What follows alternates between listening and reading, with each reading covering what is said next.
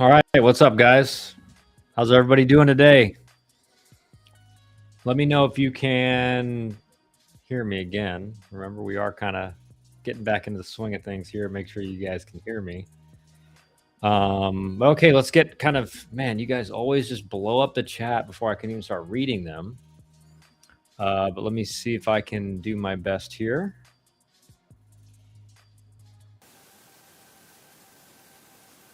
Yeah, you yeah. How many hit by pitches were in that game, Canes? What's up, fellas? What's up, Cougs? What's up? Oh, 4-0 for the Cougs. Nice start. Nice start. Canes sent a dealing. Bucky, what's the word?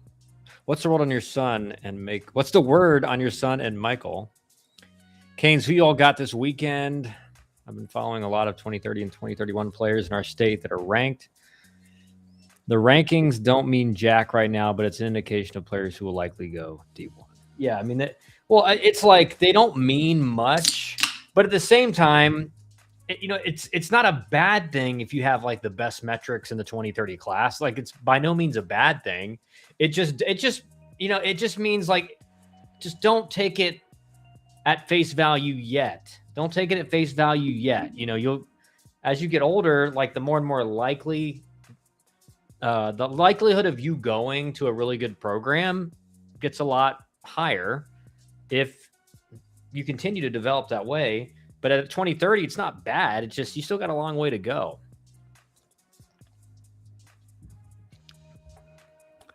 We just beat Indiana State right now. I'm driving home. We playing some team called Lafayette. Yeah, Lafayette. Up in the Northeast, making their way down to Miami. Good talent coming up, Canes. I was in Orlando. This is the best team we've had in my lifetime. I'll say Miami looked solid, looked really good. They had some comeback wins. They go like 13 innings against UCF yesterday, with a couple of those where like they were losing in extras. They had to score to keep the game going at minimum, and obviously ended up hitting the what was it? Sheehan hit the walk-off home run, I think. And so one thing you've learned about the Miami team in the first 4 games is they've got grit. Like, they're tough. They don't, things don't go their way. They keep fighting. I still think I think the offense is better than last year's. That's for sure. The offense is better. I'm not sold yet on Kane saying it's like a top offense in the country. I'm not ready to say that yet, but they are definitely better offensively by like a good margin. It's not like they're just a little bit better. Like, they're way better than the offense they had last year. And the pitching looked to have done pretty solid. So all in all, Canes, again, when you start out 4-0, you start out 4-0. I even said in the tweet earlier, I said, listen, I hate these like first week of the season type, winners and losers, or which team showed us something. It's like, dude, there's going to be a team that maybe played terribly their first 4 games or is not even in the top 25 who ends up being like in the top 10 by the end of the season. That just always typically happens. And also, I'll say this, Georgia Tech's a great example. I mean, their offense, it's been better than advertised through the first 4 games, and they aren't even hitting home runs. Like, they've hit 4 home runs, 2 of which are from one person, and 1 of which is an inside the park home run. So they've technically hit 3 home runs as a team in 4 games. So they're averaging, 0.75 of a home run a game, 0.7 home runs per game. This team is going to be probably double that, probably a 1.5, maybe even 2 home run per game type team.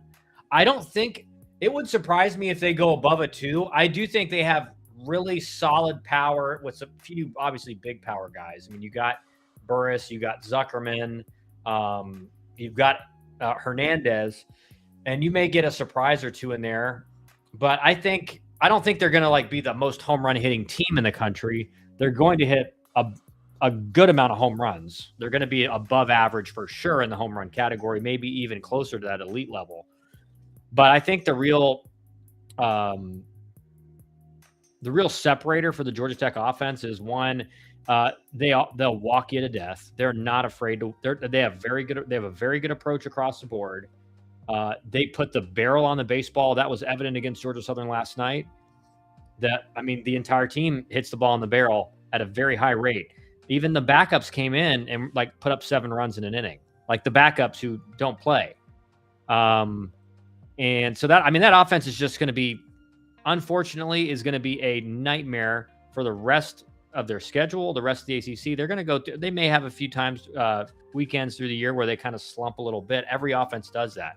But when this offense is going, it almost makes the team unbelievable or unbeatable, just to be honest. The offense is just that good. I mean, it's professional hitters. It's not like a boom or bust. Everyone strikes out or hits a homer. And so you're going to have games where they don't score anything, and they're going to have games where they score 20. This is like it's going to be, it's hard for me to imagine this team actually going through a slump offensively, just from how professional they are up and down. And so Georgia Tech's performance has been so loud. It's kind of like, okay, this preseason ranking is pretty spot on. And the pitching's been very good as well. I think it's understated how good the pitching's been. I mean, they're not walking many guys. Struck out 19 last night against Georgia Southern. The reason early season performance, and I'll get back to chat in a second. The reason early season performance is just not something you can really depend on is, one, if you're an ACC team and you're no matter who you're playing. I mean, and some of these guys play a little bit more difficult pre-conference schedules. No matter who you play, you're probably going to be heavily favored in most of the games up until conference play. And so there's a ton of guys, a ton of teams that look great before conference play. And this applies to the SEC, especially as well. Conference play is a different animal. So that's the next test. The first test is that, okay, how do we look in non-conference? All right, we're playing well. We're beating teams pretty bad. And the next test is, okay, when the other teams are as talented or close to as talented or even more talented, how do you stack up then? Okay, so let's see here. I'm going to speed up here, but the boys are back in town. That's right. I'm like 4/10 worried about the pitching. 4 out of 10 worried about the pitching. I think the pitching's going to be I think Miami ends up being one of those teams that is like, I don't think there's going to be anything elite about them. Maybe defensively. I have to look into the roster more just to make that decision and watch more games as we keep going. Because same is true as with hitting and pitching as with defense. There's guys that look great in the fall defensively, and they're going to be thought to be very dependable, and then just don't do as well. So that's something to watch. But I think Miami ends up being one of those teams that's like above average, and doesn't have one thing they're like super elite at, but they're just above average at every aspect of the game. And so they're going to win a lot of games because of that. But they may lack that like super regional, like, it's like last year. I think most people, they rode a kind of a hot streak into the super regional. I don't think anyone envisioned them being a super regional team preseason, which is a credit to the coaching staff. But I think this year they're significantly better in the hitting department, and it just makes them a more overall rounded team. We talked about last year; they just couldn't score runs. I mean, that was the crux of their entire season. They just really, if Daniel Cuvée was not going, the offense was just flat. This year, it's not going to be that. I just don't know how much better it's going to be. Rankings are what they are. PG does it mostly by metrics, which are only partially predictive. Plus, I've seen a bunch of kids really go up and down when they hit 14. Oh, yeah. I played with guys who, and all of us did, but you see guys that are at 14 or 13 really good. Everyone thinks is a stud. You see that, and then a year later, they're just like not even any good. Or they keep on developing and they actually are a stud. It's like there's almost no in between. They get average real fast, or they just keep on keeping on being a stud. Yo, 954, what's up, man? Michael was in Arizona playing for Pottstown this weekend, so didn't see him. I can hear you. Okay. Wow, that was a long time ago. I've been ranting. I'm so behind on chat. Sorry, guys. Miami really beefed up this year. Last year was a bunch of short, skinny guys, except for Coupe.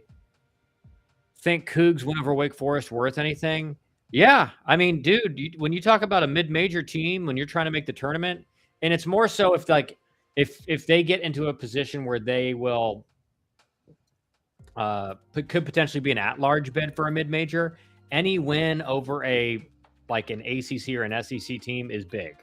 I mean, unless it's like the bottom of the barrel teams, but that could be the chance. Like, let's say Cougs go on to have a nasty season, and they're on that, because again, as a mid-major, unless you're like a Dallas Baptist or a Coastal, some teams that have kind of just been consistent top 25, top 15, really top 15 teams in the country over the last like 7 or 8 years.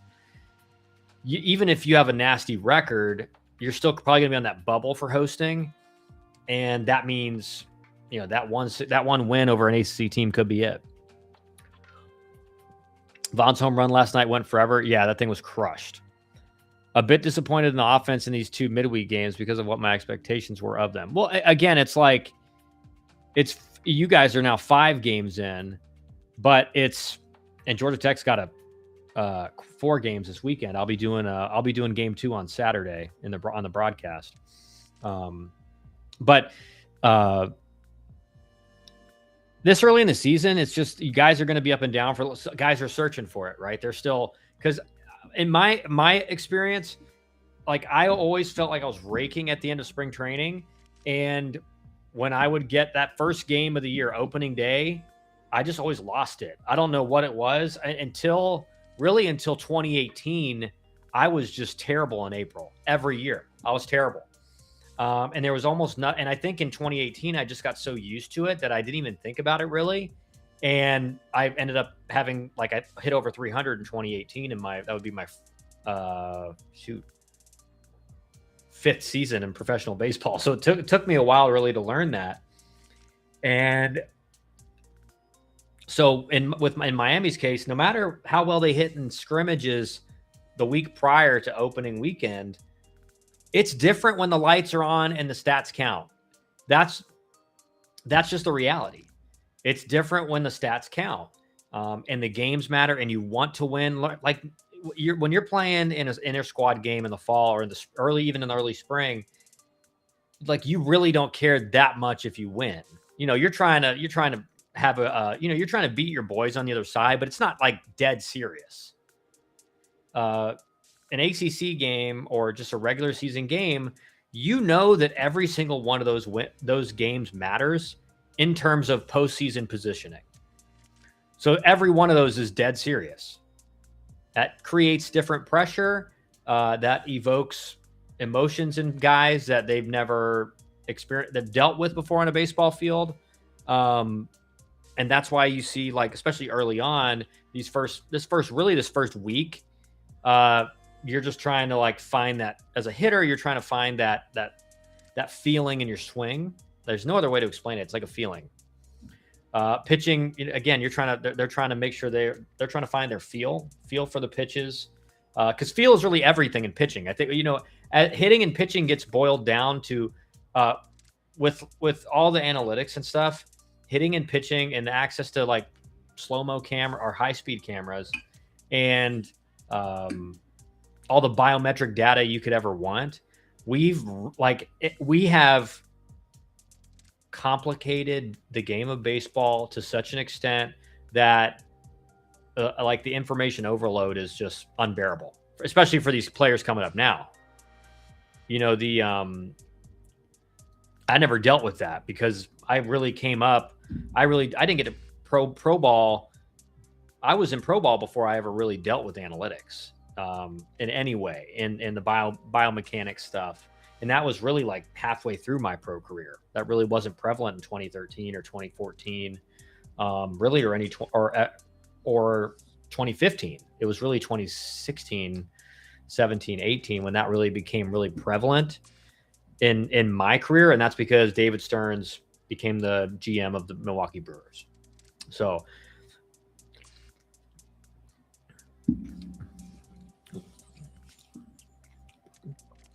All right, let's keep going. Compared to how Georgia Tech dominated last week, you had a great tweet, and they have no home runs. And it's funny, like I said earlier, I didn't even think about this when I wrote that tweet. But of those 4 home runs, 2 are from Caleb Daniel. One of those was an inside the park home run. So Georgia Tech's only hit 3 home runs. There's a lot of teams out there right now that have played 4 games right now that are sitting at like 10 or 11 home runs. I'm thinking like, I think Tennessee has 8 or 9. There's some teams out there that already have double-digit home runs in 4 games. So Georgia Tech sitting at like realistically 3 home runs with that offense, and they've still scored the most runs in the nation. They still have the most hits in the nation. Dude, it has blown my expectations out of the water so far. And really the craziest thing is that the backups are coming in, and the backups are just demolishing pitchers too. Like Parker Brocious hit a bomb last night, and he's kind of a backup right now. And now he got a lot of playing time as a freshman.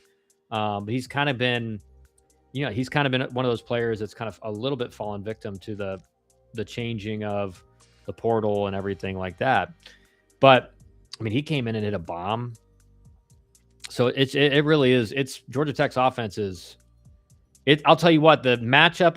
If both of these two teams perform like we think they should, heading into their series, I mean, the matchup of the year in the ACC is going to be Georgia Tech versus North Carolina, because North Carolina's got Folger Boaz coming back, and he's at least he's going to be back to maybe close to 100% what he was like as a freshman, where he was actually ahead of DeCaro in the rotation. That rotation is the best in the ACC, and it's going to be one of the best in the country. And then you have the best offense in the country. So that's going to be a phenomenal series, and it's in North Carolina. Yo, Kyle, season is finally here. Let's go. Sun is playing at Clemson this weekend. Any advice for an undersized freshman outfielder? You just got know what you're doing at the plate, right? I mean, you have to know what your job is. I can do this for you right here, Danny, because I love game theory. We were watching speed skating, me and my wife, and I'm sitting here thinking, okay, the Dutch got 3 people in the final. The Canadians have 2. Like, all right, as the Dutch, are we going to work as a team here and try to sweep? And she's like, you don't know anything about speed skating. What are you talking about? I'm like, I don't know. I'm just trying to game theory this out and figure out what's going on in speed skating inside the rink. We all just watch, they're just racing, but there's so many things that we're not aware of that are going on in that race. And I'm trying to figure out what it is, even though I don't have the experience. But so for a freshman, especially in Clemson environment, I'll give you a great example, because it happened to me. I was starting center field my freshman year. We played 3-game series in Clemson. So that Friday night, it was later in the year, so it was warmer. Stadium was absolutely packed. The right center or left center stands, the entire, and that was basically all full of students. The entire left field, left center stands were chanting my girlfriend's name, and saying all kinds of things. I'm not going to repeat on here, but stuff that you expect to hear at a college baseball game from college students trying to get in a player's head. I didn't take it ever. I never took anything that was said to me personally. A lot of times I would laugh. And so that's number one. You cannot let the fans rattle you. Like the fans, as soon as the fans see that they're like getting on you at all and it's affecting you, it's going to get 10 times worse as soon as you do that. So I always laughed and kind of went along with it so they could realize, man, it's not bothering them. And it usually would die down, because sometimes the fans would even, across my career, they would even be like, oh, we actually like this guy. This guy's cool. Like we're not going to bother him anymore. So you can really disarm them. But as a player, I need to know what my job is, what my role is. And when I come up in every at bat, if there's runners on second and third and no outs, I got to get at least 1 run in. My job is to get a run in. With a base open, if they pitch around me, I'm not going to chase things I don't need to chase. Like I'll take the walk, but as a freshman, they're probably going to go right at you. And so, you just got to know your job and take care of it. Simplify things. Don't go up there in that situation. They go, I'm going to try to hit this one in the gap. Like, I'm just trying to hit a ground ball to second base and get this run in. Ken Griffey Jr. said, I forget who it was. Another great player was always like, how'd you get to 120? Because Ken Griffey Jr., I mean, he always had a ton of RBIs, even more so than like a superstar. He just always drove in a bunch of runs. And his answer was, just hit a ground ball to second base.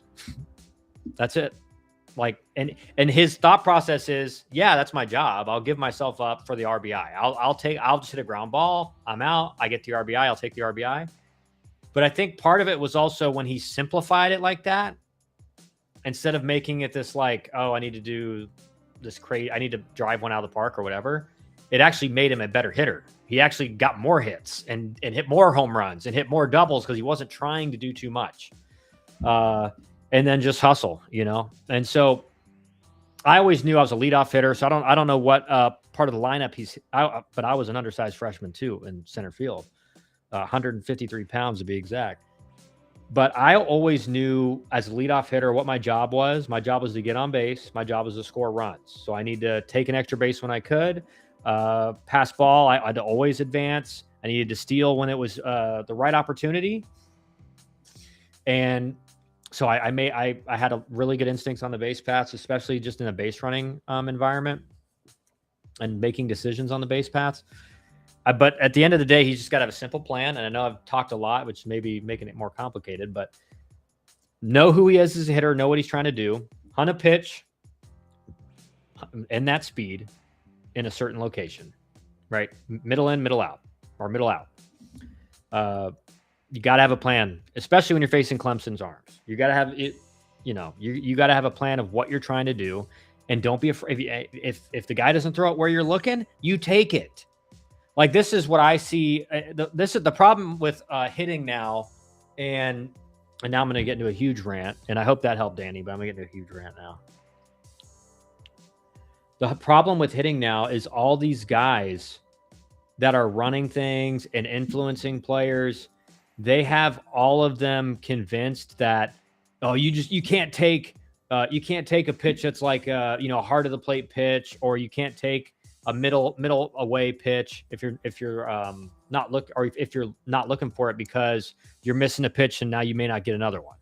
That's BS. It's definitely true that the higher you go up, guys make less mistakes. That's 100% true. But they're basically making the assumption that if you fall behind to 2 strikes, you're going to strike out. Because you know how many times I've gotten 2 strikes? I got to 2 strikes as a hitter, and I would spoil a pitch, take a pitch.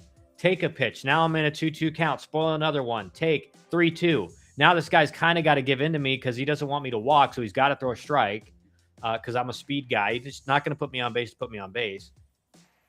And then he throws me one like a middle pitch and I hit a double or a triple. These guys act like you can't hit extra base hits with 2 strikes or with, a full count or an even count. And so basically you have all these kids now who they've been developed and understand the game through coaches and the development people that assume that they can't do that with 2 strikes. And that's why you see all these people striking out now. I actually saw a post from another hitting instructor who I don't really agree with. And he was talking about showing video from, I guess, his high school days at a showcase, or maybe that was at the college he was at. And he said, well, my athletic ability got me a Division I scholarship, but my swing wasn't very good. And that's why I never performed.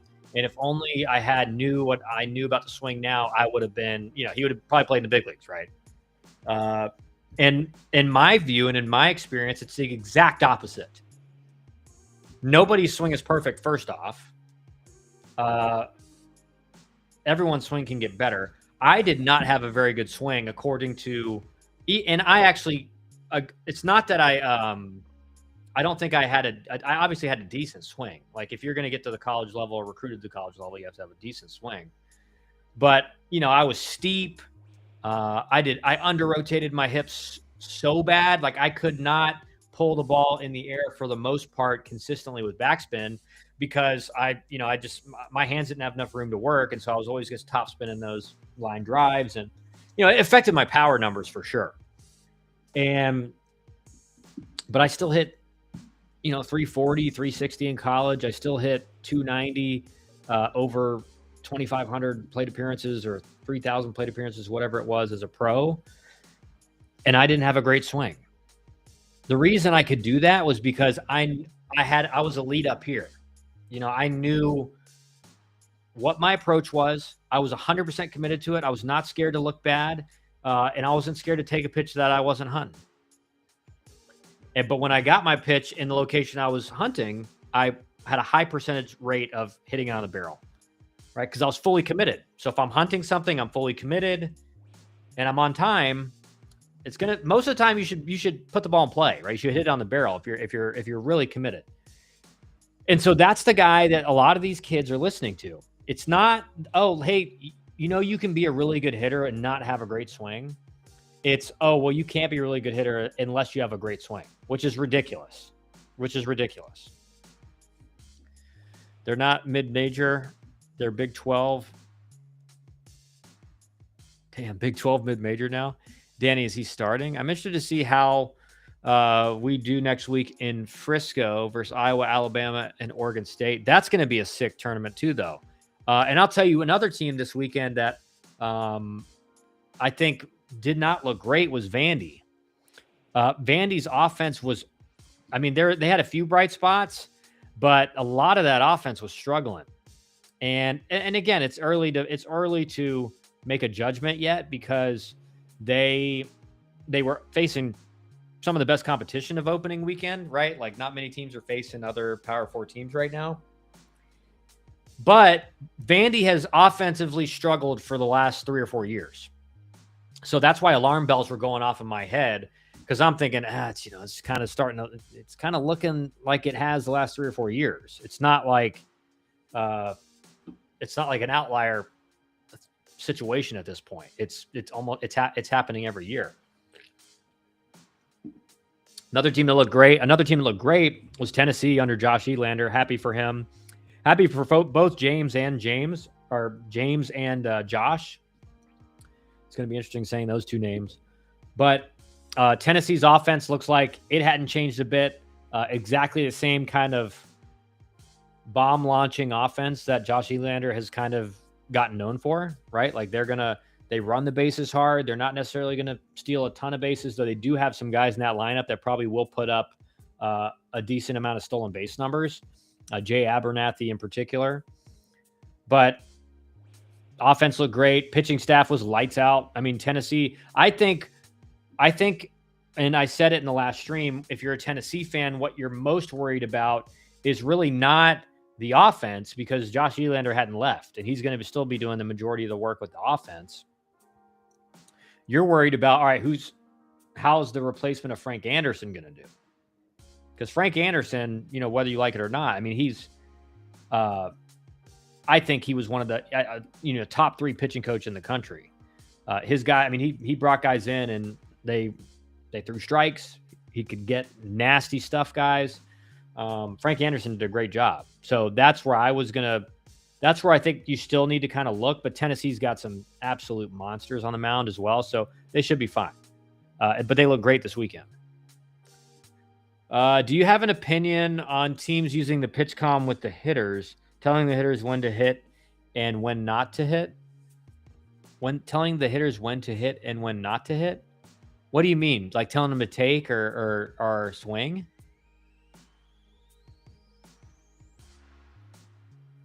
Yeah, I know. Their commits have been flipped. And that's the impact that Frank Anderson has, right? A lot of pitchers are going there to work with him. Barks checking in. Great to see you back. Tech. Wow. What's up, Barks? Yeah. I've talked about it a lot already, but my expectations have been blown out of the water 4 games in. And they've hit 4 home runs in the year, but one of those is an inside the park home run. So they've only hit 3 home runs, but they have the most runs scored by far in the country. And have actually played, like I'll say, it's definitely not there are some teams that schedule some like just straight up bad D1 teams week 1. Bowling Green is a solid team. I think their offense was struggled for sure. It's hard to judge anyone's pitching staff off of facing Georgia Tech's offense. I mean, that's just a reality, because it wouldn't surprise me if they end up having a pretty good season in conference.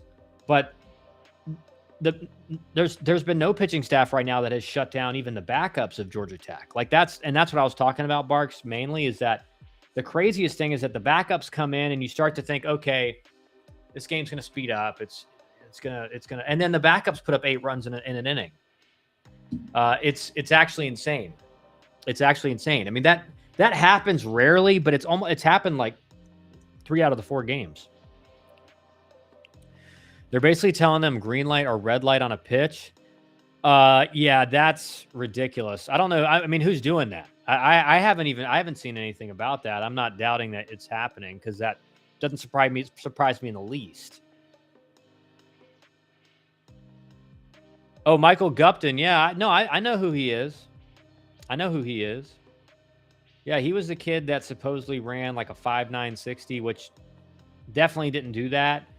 But I'm sure he was probably like a 6'1", 6'2" guy. Like, I've seen guys that run legit those. Didn't he get drafted or something? Or where did he? Because he's not in high school anymore, is he? But hey, Deaver, thanks for joining the stream, man. Good to see you. And you too, Barks. Canes, tell me more about this. What's it called? About the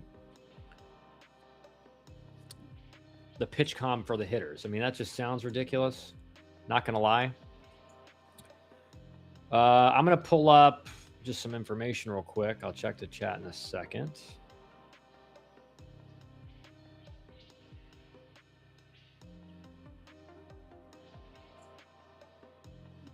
I'm trying to find the article, how the top 25 fared on D1 baseball. These lights, I think I might need to turn this light down. It's actually really bright. And my eyes, the contacts are starting to dry out. All right, anyway, let's see here, and then maybe we'll find it. Okay. Here we go, perfect. Okay, I got it, guys. I figured it out. Okay.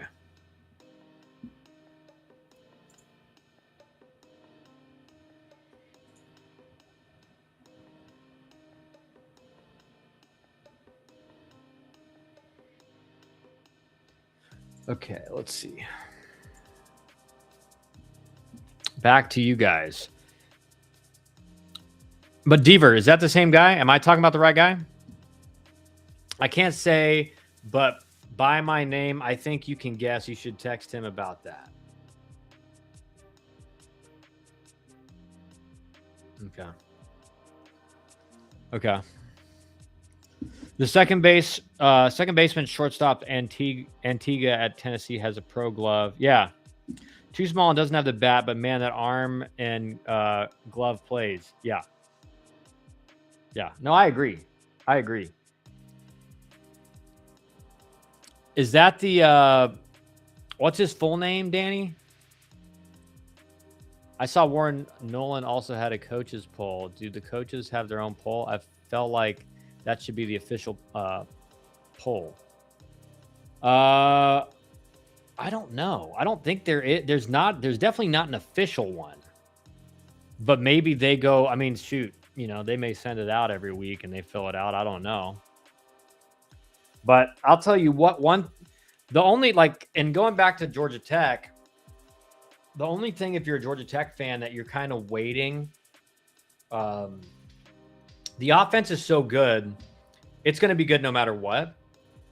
But the thing you're waiting for is how serious the pitching is. I'll tell you what, Loy, in my mind, after seeing what he looked like on against Southern yesterday, I think that guy's got to be in the rotation. I mean, that's just like that's your typical. And I was talking to Dusty about this over text when we were watching the game. He was basically his text message was, "We finally got a really good college pitcher with like absolutely no pro potential." And again, that's just because the velocity. Honestly, I understand what he's saying because that's the truth in today's environment. That wouldn't have been the truth 10 or 15 years ago. And that's because like they valued guys who can really pitch. And like maybe he's going to continue to grow, gain velo. Like Buck Farmer, who I played with, who was our ace for 2 years. And he was in the weekend rotation, I think, for 3 years because he got drafted as a senior. Buck Farmer, like, I think he maybe hit 95 one time in college. I mean, he was basically a 90, 92, 93 guy, but with a really good changeup and a good slider, and he threw strikes. And he got to the big or pro ball, and he was like throwing 98. So, you know, he got to pro ball, and he got like, because what I think people don't make the connection, but my dad always talked about this, is in college you pitch once every 7 days if you're a starter. In pro ball you pitch once every 5. And some guys that like throwing actually on a more consistent basis, or just like you're getting more reps, some guys' arms get stronger and some guys' arms break down. Like that's just basically what happens. It's like your arm either breaks down or it gets stronger. Let's see. RELNT. Oh yeah. No, he's 100%. Bat can't play, but really good glove. I thought it was weird. The reporters in our press box said they could hear the pitch comm on opening night. We crushed Lehigh on opening night, so he was doing a good job.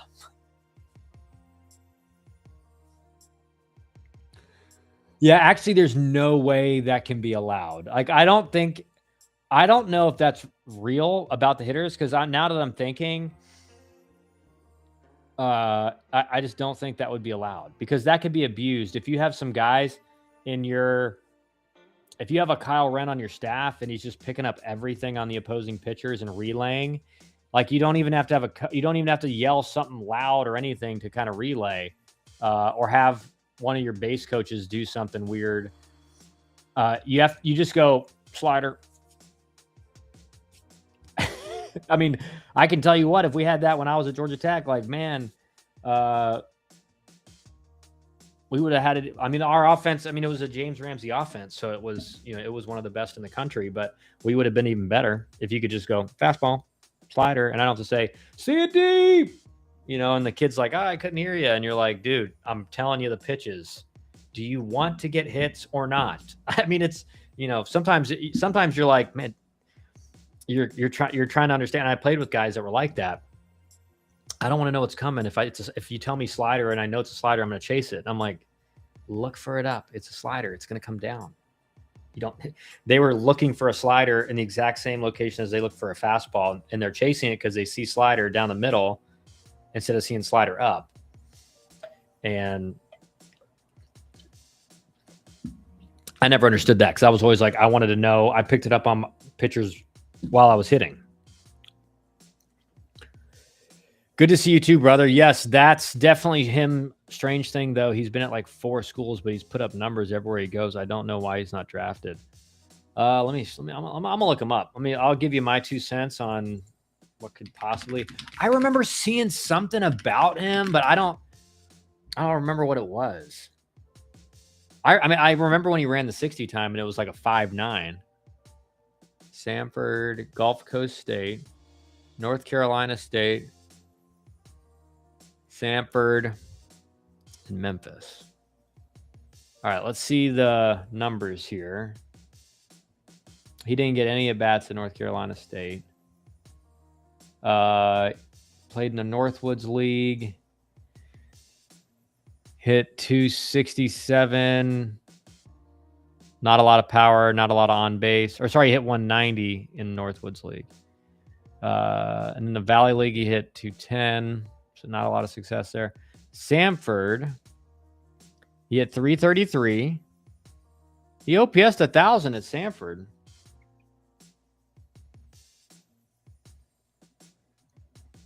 Yeah, so I wonder why he's at Memphis. Yeah, he hit 15 jacks and 333 at Samford last year.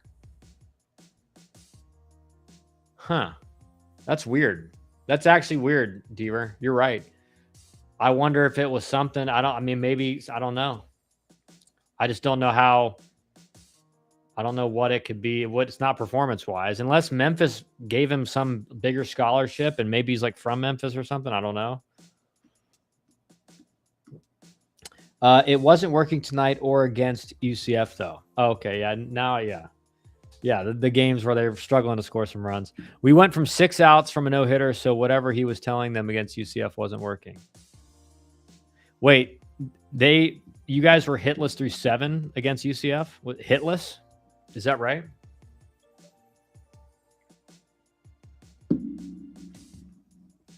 Tell me that's not true. Tell me that is not true.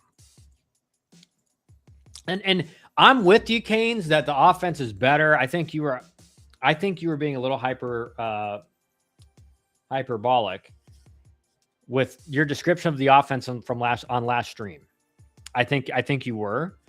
I think the offense is better, but this is an offense that I think you're still going to see that happen every once in a while. Like, I don't think it's full of elite hitters. I mean, you got Cuvée, you've got some more experienced guys. And again, I could be totally wrong. And we're basing all these off 4 games. So, or 5 games if you're Miami. 5 games in baseball is nothing.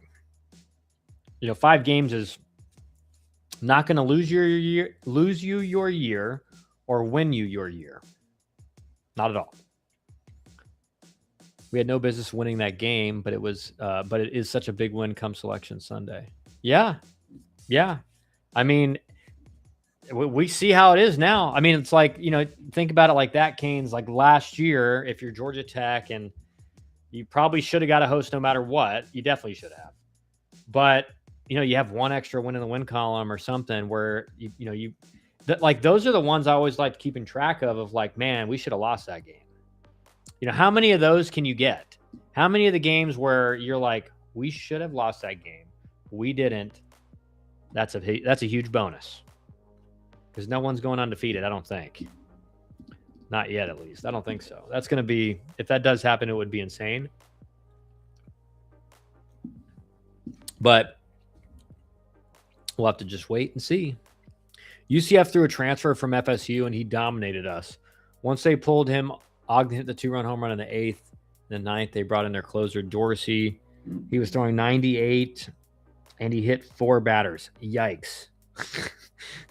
That's the best when the guy coming in throwing cheese just nails the first hitter and you're like the second hitter up and you're like, oh, God. I see. I never had to deal with it that much because as a left-hander or as a left-handed hitter, if you're dealing with a wild righty, like you feel like he's probably going to miss arm side. And so like you're just going to get walked. But when you face a guy that has no idea where it's going and he's throwing hard, I'm not gonna like act like I never stepped to the plate thinking like, oh gosh, this is a little bit scary. All right, gosh, some of these things I can't really see. Then Mikey Torres is a 2 RBI single to tie. Yeah, bottom of Cane's order is suspect, same as last year. Compare GT 79 hitters, but we'll see. Georgia Tech's 789 is the best 789 in the country. There's just no doubt about it. It's funny, like Drew Burress is having the slowest start in the offense. And Burress always goes through a phase. I've noticed now over 3 years, like his, and this is how you know he's going to be a professional hitter, is because he struggles with the same thing. He struggles with the same thing when he gets out of whack. Burress, in my opinion, he's too aggressive. So, this is his junior year. He's highly rated, highly thought of, and that is well deserved. He's trying to come out hot, and I think he's just kind of trying to do too much and being a little too aggressive. Like Burress is the start to his slumps is always like he's just first pitch swinging a lot. He's just, no matter if it's a fastball, slider, curveball, changeup, he's swinging at it if it's in the heart of the plate. And again, when you're locked in, you can do that. But when you're not locked, you're just getting yourself out all the time. And he chases up.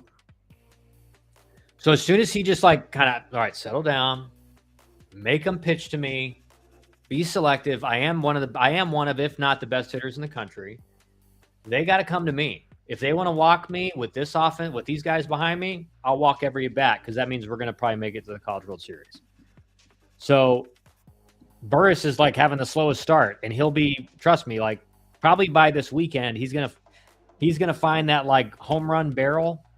That's all it's gonna take is one with a guy like him, and he's back, and he's just gonna be dominating. So he hasn't even really done anything. You look at the top of the order, you have Kent Schmidt, 0 home runs. Drew Burris, 0 home runs. Advincula, 0 home runs. Even though Advincula is not really going to be looked at, I think Advincula will hit 7 or 8. Maybe he could get to 10 being a left-handed hitter at this stadium, because out in the West Coast, those fields are a lot bigger typically. But you got your 2-hole, your 3-hole with 0 home runs. And those guys are going to be, I think first baseman's going to, I don't know why, I just like totally forgot his name. Kent Schmidt.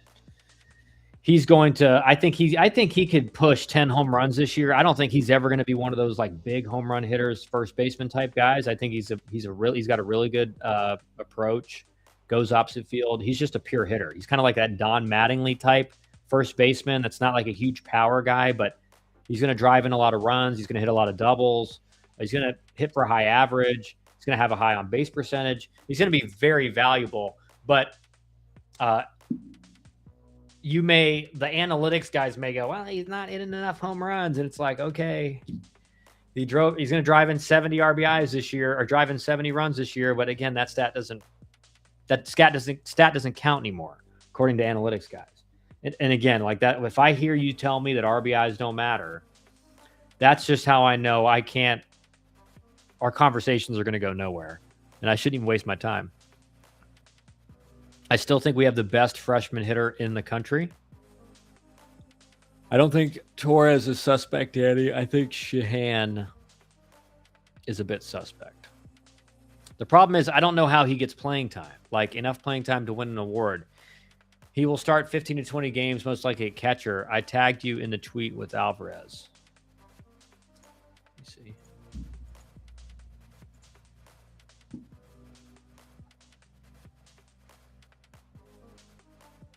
Oh, no. Yeah.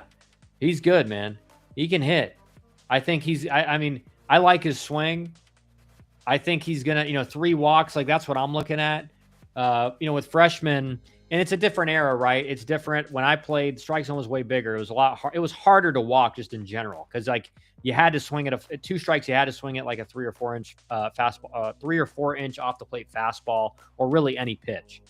Because inside it was like fairly tight, but off the plate, I mean, they really gave it to pitchers when I was in college, and so it was harder to walk. But when I see 3 walks, 7 for 11 with 3 walks, meaning he's got probably 14. And I don't know if he had a hit by pitch, but he's probably got 14 plate appearances. So he's, that's over a 20% walk rate. That's a small sample size, but that just shows a freshman who knows what he's doing. Because there are some freshmen that get off to hot starts, and then you look and like they got like 1 walk and 60 at bats. Like that guy's destined for issues. Like he's destined for a slump that takes those numbers out pretty big. Because walking is how you walking is kind of how you make the slump less impactful on your numbers, because an 0 for 3 is different than an 0 for 4, or an 0 for 2 is different than an 0 for 4. So guys that can't walk, when they struggle, like they have, and they also don't get that, like, maybe I'm out of it. When you get on, it's funny in baseball, sometimes you don't even need to hit, like you just get on base. And that gives you a confidence boost enough to get back into like feeling like you're in the groove. It's like you don't even need to hit a barrel, even though for me, when I was really struggling, I always kind of had that. I had to hit a barrel. Like I had to hit a barrel in the game. As soon as I hit the barrel, it was almost like I had my timing correct. I had my path correct.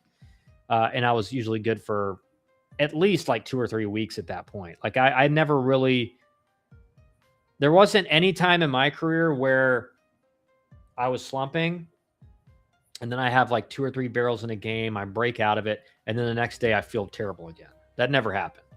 I always was like, okay, I'm back, and kind of played like that. Glad the show's back. Manny, what's up, man? Yeah, we're back, baby. We are back. And college baseball is back. Come on. It's been a great, 4 games for most teams, 5 games for Miami, and a few others. I think NC State was playing tonight too. I know there was 3 games going on tonight. I was actually like going to try to, I thought the Miami game, I knew they were playing, but I thought the Miami game would be, I just forgot what time it was. It was like, oh yeah, we'll just turn the Miami game on. And it's like, no, wait, Miami's an East Coast team. They probably played at like 6. The game's over. Okay. So Andy's a switch hitter. He's 20 years old already. So he's sophomore eligible. Yeah. That's how I was. I was the same way. He's 20 already. I'm trying to think. Yeah, I guess I turned 20. No, I turned 20 in April. So he's like a few months older than me. If he's 20 already, he may even be way older than me. I turned 20 in April. So in my freshman season, I turned 20. You wouldn't have been able to tell, though, smallest guy on the team. So who has the best 1-2 catchers, Miami or Georgia Tech? I think Drew Rogers had a heck of an opening series defensively, threw out a couple base runners. And that's really your primary backup for Von Lackey. Listen, Von Lackey is Von Lackey.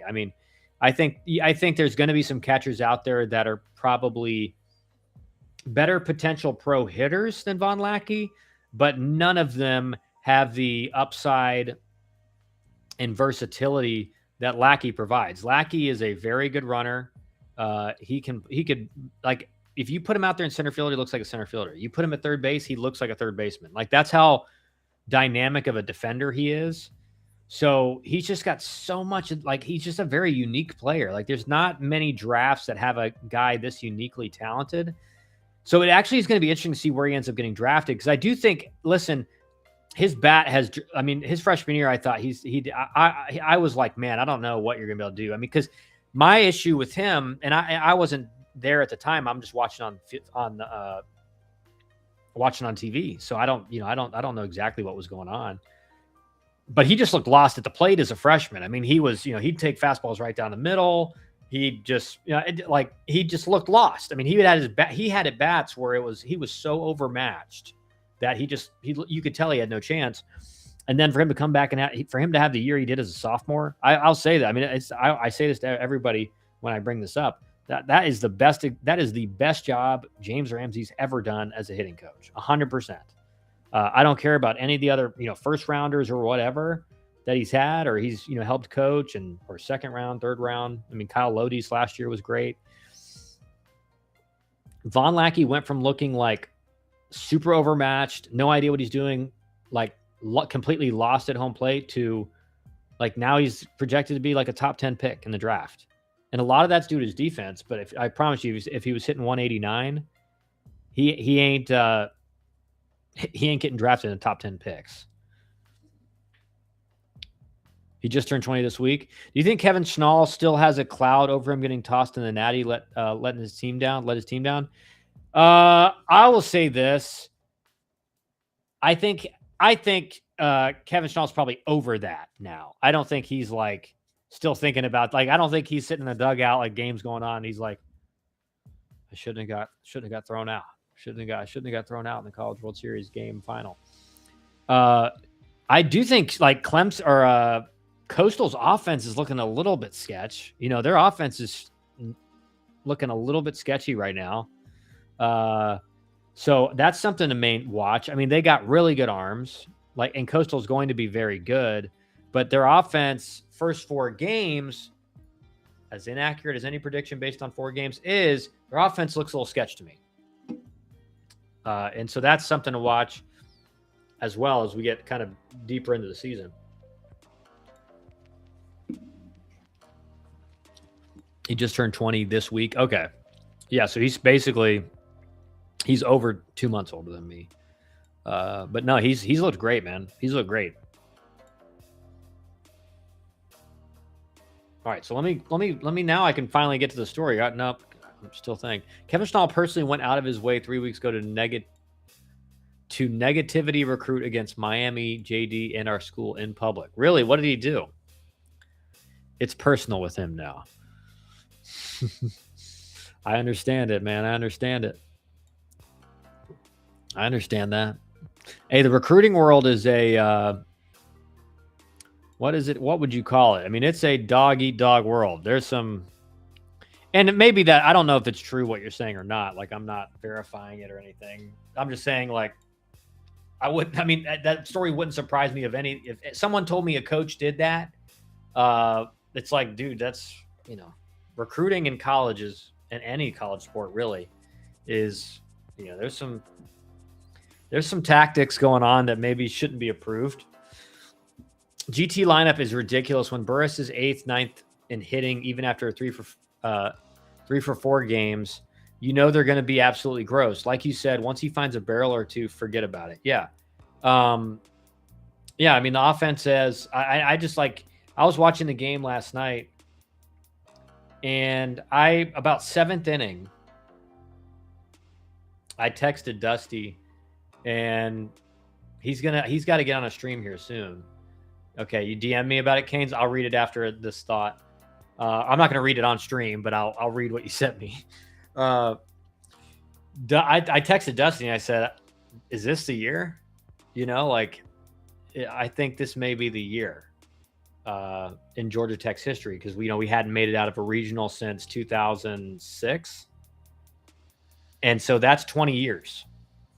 It's been 20 years since Georgia Tech's been out of a regional. And that was, before that, prior to that, Georgia Tech was a really national power in baseball. I mean, Georgia Tech was like, when you heard Georgia Tech, you were like, oh, that's probably an Omaha team. Like that was just the thing. And that kind of, again, 2010 had a crazy talented team, like unbelievable. I think it was like 15 guys drafted from the 2010 team the year before I got there. Don't make it out of a regional. My freshman year, we on that team alone, I think we had 6 or 7, maybe even 8 big leaguers on that team. And then like 7 or 8 like AAA, like 4 or 5 year AAA guys. Like that team was loaded. Like that team doesn't ever get talked about, but that team was absolutely stacked. And host a regional, lose a regional. So then it started becoming a 2013, we actually ended up not hosting a regional, even though we were very highly ranked, but our pitching was just kind of, we had some pitching injuries and some pitchers didn't perform that were expected to. And then it just kind of went like a little bit down for a while. But then in really in the late 20 teens, you could see the trajectory start to like reverse. And obviously James is a big part of that. Danny Hall for, obviously bringing him in. That one decision has had a cascading effect on the program.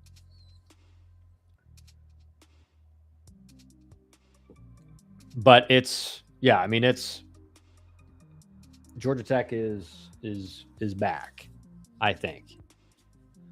And with Drew, like I say that while Drew Burris is like not doing anything, what I've seen, Drew Burris has really had nothing to do with. He's had some, like I think he was 3 for 5 against Georgia Southern. So like, don't get me wrong. He's had some good games, but he's just like, I think he's hitting like 250 right now or something, close to that.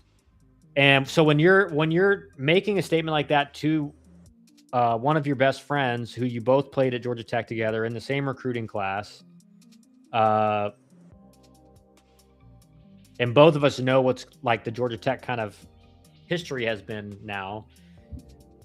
Like I hadn't texted that to him since we got out of school and since it started getting worse, So I saw that. What I've seen out of 4 games of Georgia Tech is like, that's a special team. That's a special team. So we'll hope and pray. LSU offense is dangerous. Jay Johnson, best hitting coach in the country. He is certainly in the top 3-4. I think it's like, I loved Jay Johnson's philosophy of like doubles and walks. Like he wants to lead the league in doubles and lead the league in walks. Like I love that because what it's saying is what that's saying.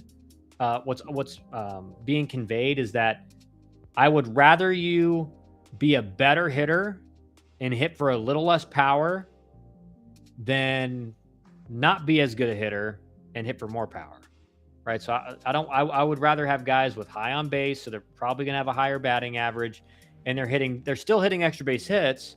They may not lead the league in double. And that's kind of how I categorize Georgia Tech's lineup. Like I think they're going to probably lead the country in doubles and maybe lead the country in walks. And they're still going to hit a lot of home runs too. But that really is kind of a Jay Johnson offense when you look at Georgia Tech. I mean, that's kind of how he draws it up.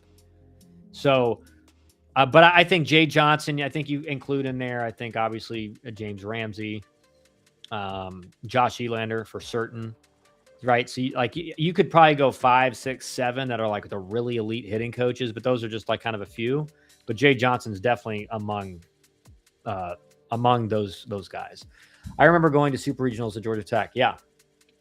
So that's like when I texted that to Dusty, that was me being like, this team is very good, like very good. And I've been really surprised and really, I guess not surprised, but just kind of as a Georgia Tech alumni or fan, you've gotten used to the pitching just kind of being like, all right, as long as the pitching's average, we'll be fine. And the pitching has actually looked really good so far. I mean, they're throwing strikes, they're striking guys out. Almost every guy I saw against Georgia Southern came in just pounding the strike zone. And then they shut them out. Now, I mean, really, it should have been a shutout. You had backups in. You have nicest overrun the ball and left, which as soon as it was hit, I knew it was going to happen because he had done that, I think, the year before. And, it's that classic fly ball down the line. You got to teach the guys like that ball is going to come back. That ball is going to come back towards the field. And you see him, he's running to the spot, but he's not playing it like it's going to come back. And so he just overruns it. And then they end up scoring because of that. So, all right, let me look at the Canes.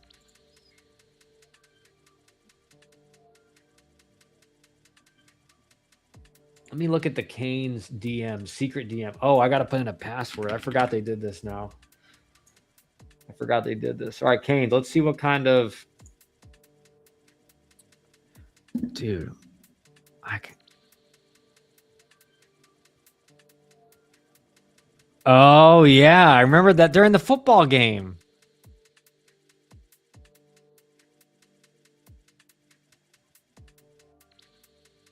Impossible to disagree more with this mentality. Yeah.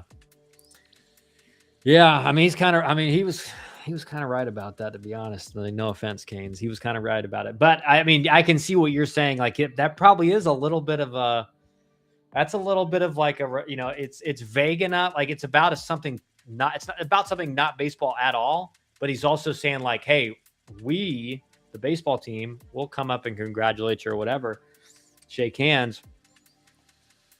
So it is kind of a little dig.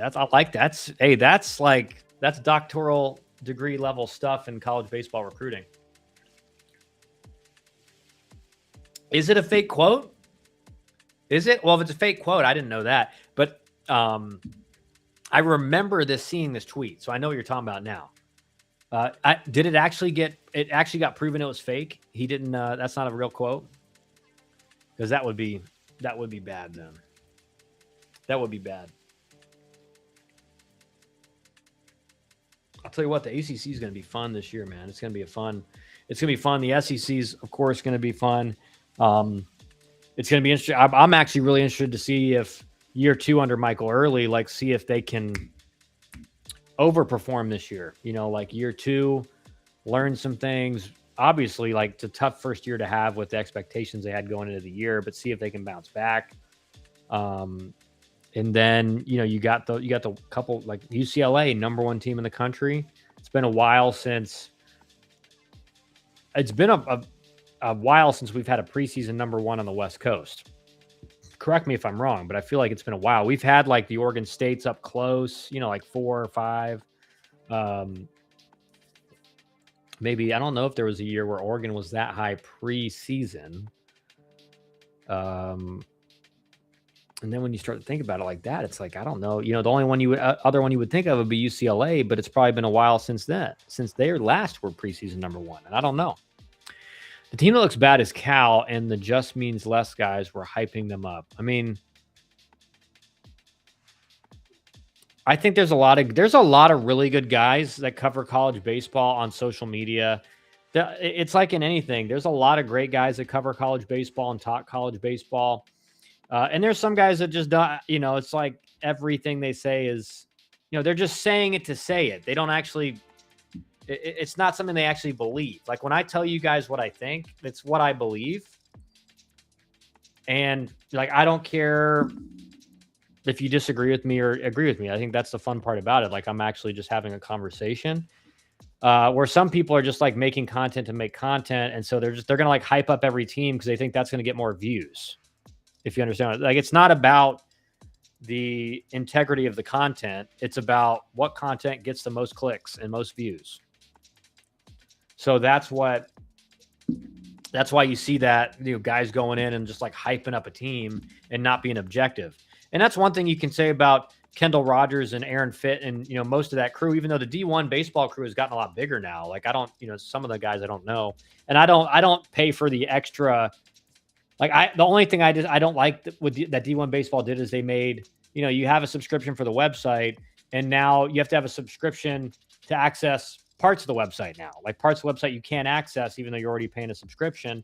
It's their business model, but I'm not going to pay for that extra. I'm not going to pay 2 subscriptions to the same website. But those guys are pretty objective. I mean, when they go see a team, like they talk about things they don't like, they talk about things that are good.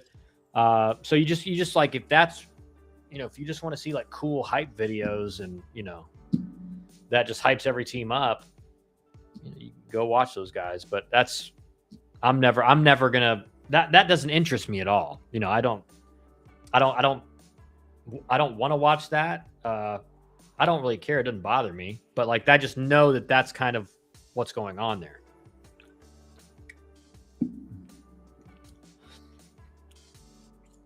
But there's a lot of good teams in the ACC this year. I mean, Louisville kind of off to a rough start, but Louisville, I think, will be fine. I think they just have a strong overall team. They didn't look great opening weekend. They didn't look great. Michigan State, like basically everybody's like when all the articles coming out are like, man, Michigan State, like I think that maybe they're better than we thought they were going to be. That could be true, but again, that's really showcasing like, man, Louisville was expected to kind of easily win that series, maybe even sweep. And that's a tough first weekend loss. Now, like I said, 4 games ain't never going to make or break your season, whether you win them or you lose them. But it's when you have to figure something out at the beginning of the season, sometimes it takes a long time, right? Every team goes through a little bit of a slump. And I'm telling you what, man, sometimes you're like, coaches are having a meeting. I remember one time we were going through some kind of slump as a team, and we're on the road, and I think we lost Friday night, and it was like, okay, we can't let this turn into a thing. Like we lost last weekend, we're not going to lose again this weekend. And I remember DH and the rest of the coaches, we had a big meeting, and it was like, what's going on? What's going on? And I remember it was like everyone was just sitting there kind of trying to figure, like talking through stuff. And I think we ended up winning that weekend. So like when you feel like something's coming on, like the really good coaches, they sense that coming on and attack it right away instead of like waiting to get 2 or 3 weekends down the line. And now it's, the season's kind of not ruined yet, but now we got no margin for error.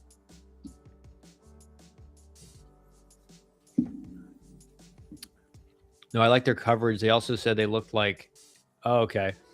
I saw the game after getting home from the Miami game. They lost 15-0 on opening night at home to Santa Clara.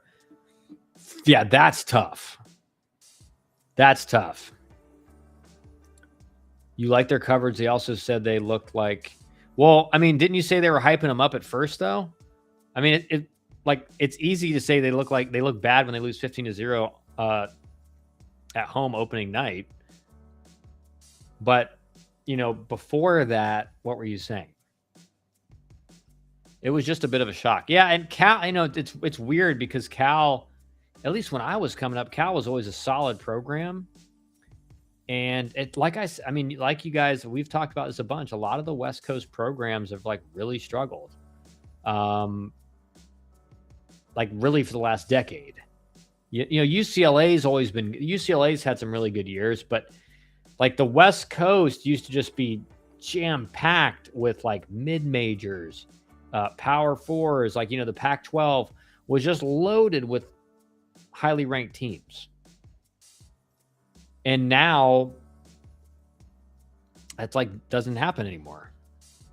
So it's a weird dynamic because it just I feel like baseball's talent used to be so well spread out, except you could say maybe in the Northeast and the Midwest, it was a little bit on average, the teams are a little bit less talented, but the Southeast, Texas, the West Coast, the Oklahoma, that Texarkana, Oklahoma area, that's a pretty big region of the United States. And there was a lot of really good talent, all across it. But now it seems everything's localized in the Southeast and down in Texas. And you have some good mid-major teams in the Midwest and the Northeast. There's only a few teams over on the West Coast that we talk about all the time.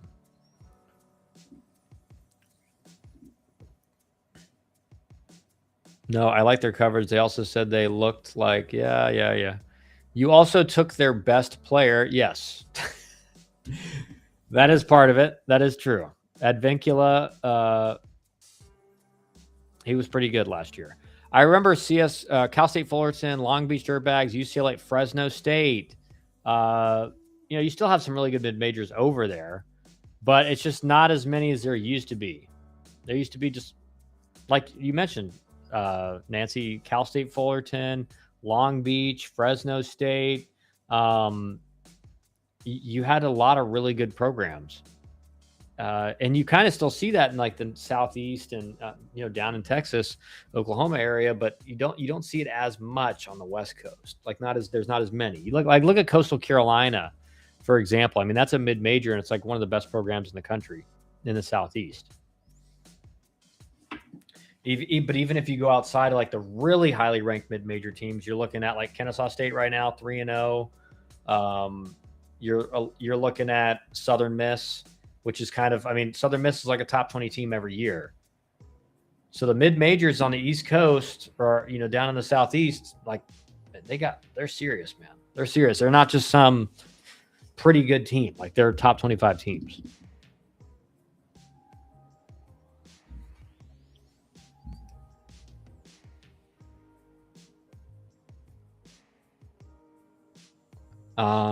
Let's see here. All right. It's getting late, guys. It's almost 11 o'clock. Dang. It's been a long one. It feels like that. I mean, I know I've done way longer streams, but that felt I don't know. I just felt like it was a long stream as far as the content we got through. Thanks for joining tonight, guys. How's Georgia State going to be? I think they'll be okay, Nancy. I don't think, I think Kennesaw, to me, from what I've seen, is probably the best mid-major in the state right now. But that's not with Mercer and Georgia State. That's not they're way behind. But Kennesaw's got some solid pitching. They've got a good lineup. They're playing well right now. I know one of the freshmen on that's starting for them, who I coached at Wesleyan last year, Grayson, and he's off to a really good start. Really good start. So happy for him. And but I think they'll probably be the best mid-major. But all right, guys, that's gonna be a good night for me. We'll do. I'll send out a tweet for the next stream. Probably going to be Friday, maybe with some games going on later Friday night. But I got to wait and see what the schedule is. I'm doing broadcast Saturday, and so maybe I'll do it on Saturday too at night after a lot of the Saturday games. And but I'll send out a tweet out for the next one. Thanks for joining, guys. Have a good rest of your night. Drink some water.